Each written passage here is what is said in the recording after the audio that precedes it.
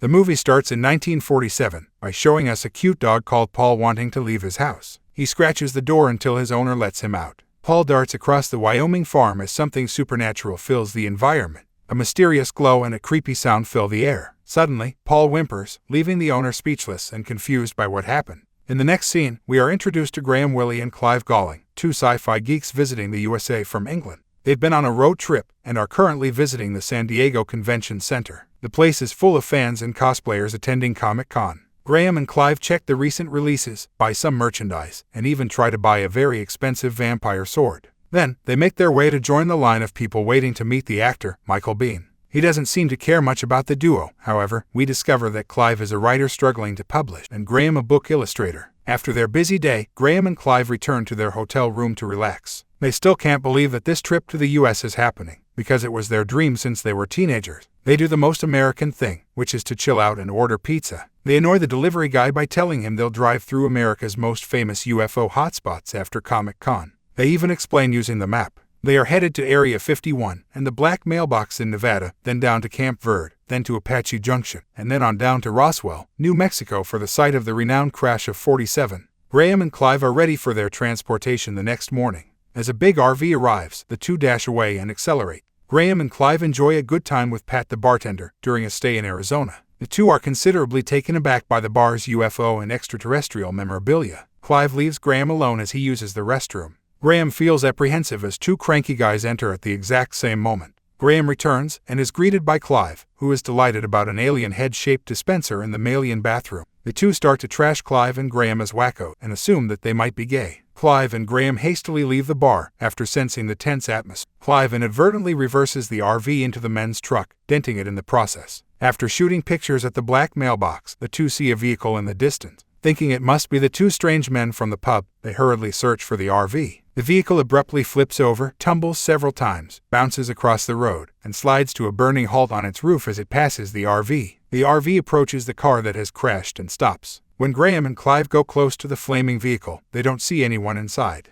Graham chooses to call for assistance, but a man's voice calls out from behind them before he can do so. The figure rises up and moves into the light while the pals are still perplexed. An alien is standing in front of them, wearing nothing but cut-off shorts and flip-flops. Clive faints and falls backward, as the alien orders the two to put down the phone, as he wets himself. The alien attempts to calm Graham down, and assures him that he wouldn't harm anyone, and simply seeks assistance. The extraterrestrial quickly identifies himself as Paul. The extraterrestrial will explain everything while driving, and wants to lure Clive into the RV. In the shadows, the RV turns on and takes off. Graham inquires about the route while on it, and Paul responds by directing them north. A man in a suit exits a sedan as we return to the wrecked automobile. He is a dubious government agent by the name of Zoyle. He licks his finger after touching the moist spot and promptly spits it out. He then uses the radio to alert his enigmatic female commander that he is getting close to Paul. The female then instructs Zoyle to deal with Paul directly. After a few hours, Clive gradually opens his eyes. Clive immediately takes the alien by the neck and starts speaking in Klingon as Paul is munching on pistachios. Graham's attempt to explain to Paul what transpired causes Clive to halt. Now that he has the opportunity, Paul informs his pals that he hails from a little planet in the northern spiral arm of the Andromeda Galaxy. They can only make that kind of lengthy journey through a wormhole. But Clive tries to slap Paul in the face since he thinks the extraterrestrial is not real. As they peek out of the RV and spot a roadblock's flashing lights, Clive lets Paul go. As Graham slows down, he discovers that Paul is no longer there. An agent called Haggard is questioning Graham and Clive as they stand outside the RV. Another agent, named O'Reilly, is inside the RV and is making noise and moving about, as we can hear from the RV. The agents let the companions leave after discovering nothing unusual other than some stinky pants. Paul appears from thin air behind them as the two board the RV and accelerate.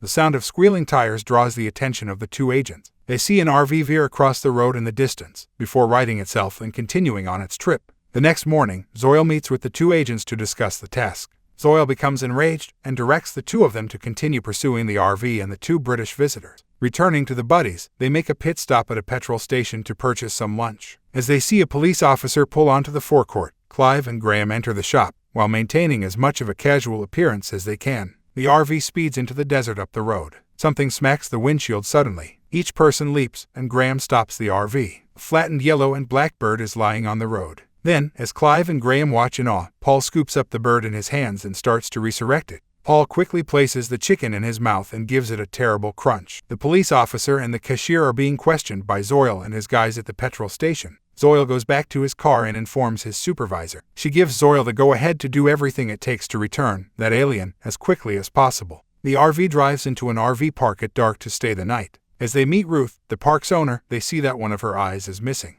Ruth wears spectacles. She unlocks the gate after checking in to let Clive drive through. The American girl quickly develops a crush on Graham, who keeps a close eye on her as they walk by. As Ruth returns to her RV, her violent and tyrannical father, Moses, yells at her. Later that evening, Clive, Graham, and Paul have a great time grilling out together. Paul says he has been on the planet for 60 years. When Paul initially arrived on Earth for a research mission, his ship unexpectedly went down, causing him to crash in the midst of a Wyoming field. Paul was pulled from the crash by a little girl named Tara, before being taken away by a group of Army personnel. Ruth notices that behind the new visitor's RV, there are actually 3 shadows. Moses tells her to come back inside before she could notice those small legs under the car. Ruth makes the decision to check on the RV in the morning, to see if the overnight visitor is there or not. Ruth screams and falls to the ground, as she confronts Paul as he truly is. Worrying that Ruth will mess up Paul's identity as she wakes up, the 3 of them think it is better to bring her along, and find a way to explain to her later. However, they need their passports back. Just then, Paul vanishes. In Moses' RV, the door opens, seemingly by itself. Paul materializes in the kitchen and starts looking around for Clive's passport.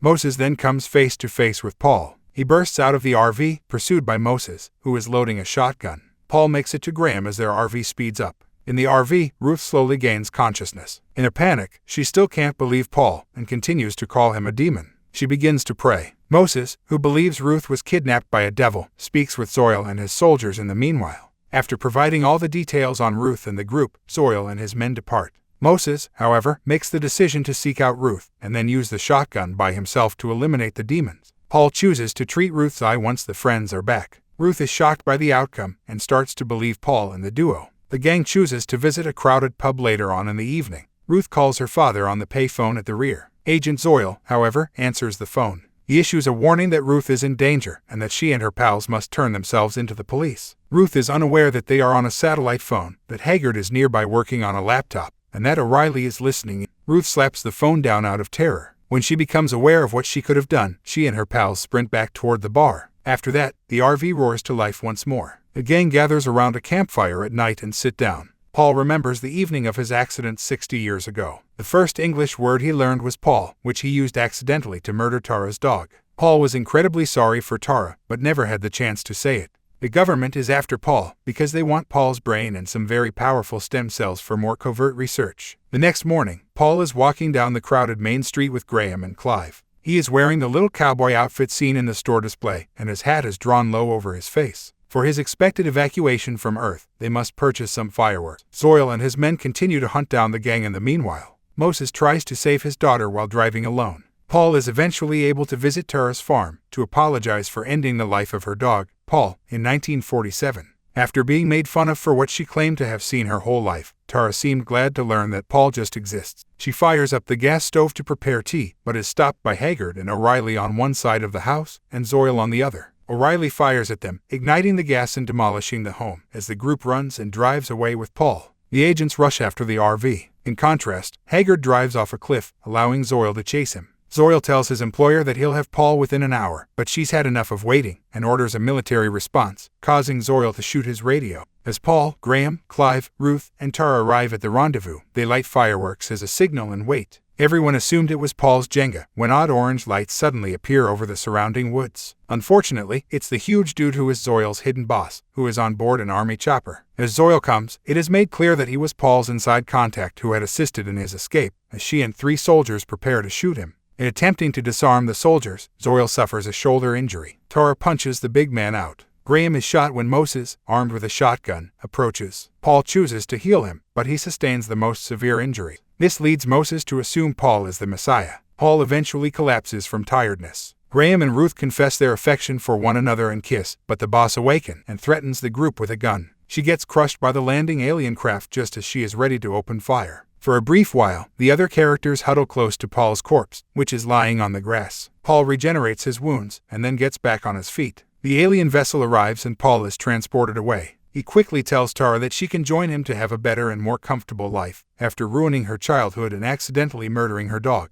Paul bids his new friends a heartfelt farewell. Then the aliens go home as the remaining humans wave. 2 years later, Graham, Clive, and Ruth are at another Comic-Con, this time to promote Graham and Clive's new best-selling novel, Paul.